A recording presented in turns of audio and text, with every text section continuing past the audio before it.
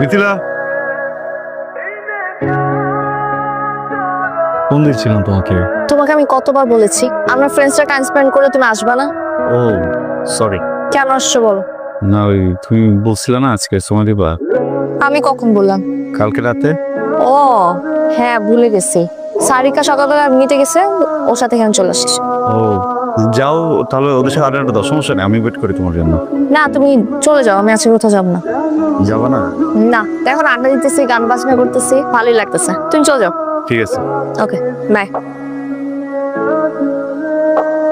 যাচ্ছ না কেন? যাবো, তুমি যাও না, যাও, আমি দেখতেছি।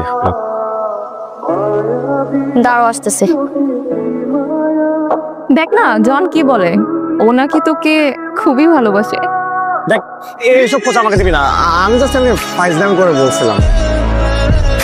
আচ্ছা দোস্ত, সরি, আমি এখন একটু গেলাম। হ্যাঁ গেলাম মানে? তোর জন্য আমি আমার কাজ ফেলে বসলাম, তুই বলতেছিস গেলাম? কাজটা কিন্তু খুব খারাপ হবে বান্ধবী। আচ্ছা আমি কি করবো বল? আমি কালকে রাতে ওকে বলছিলাম আমি আজকে ওর সাথে টাইম স্পেন্ড করবো, আমি তো ভুলে গেছি। যাইতে হবে না, আমি রিলি সরি। হ্যাঁ কোনো সমস্যা না, আরেকদিন সারাটা দিন আড্ডা দিব, ঠিক আছে? এখন আমি যাই, টাটা, বাই। কি রে, তোর গার্লফ্রেন্ড তো চলে গেল রে। আর সেটা হলে তো ভালোই হইতো, আমাদের সার্কেলের মধ্যে থাকতো। প্রত্যেকে কই যে পোলাপান আসে এসে নিয়ে ভাগায় নিয়ে যায়।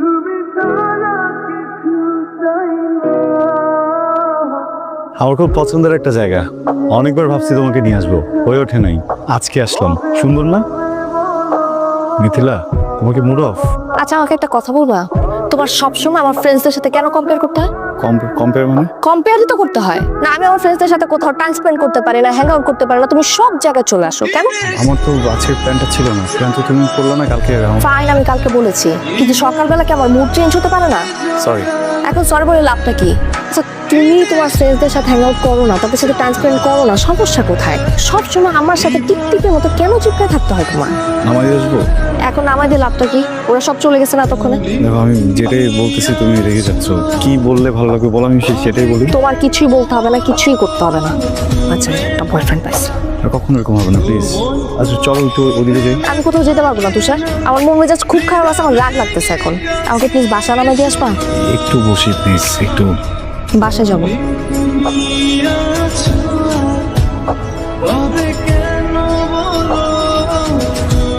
এই যে হ্যালো, আপনার সমস্যাটা কি বলেন তো? আমি আপনাকে কতক্ষণ ধরে ফোন দিয়ে যাচ্ছি, আপনি তো ফোন ধরছেনই না। সমস্যা কি?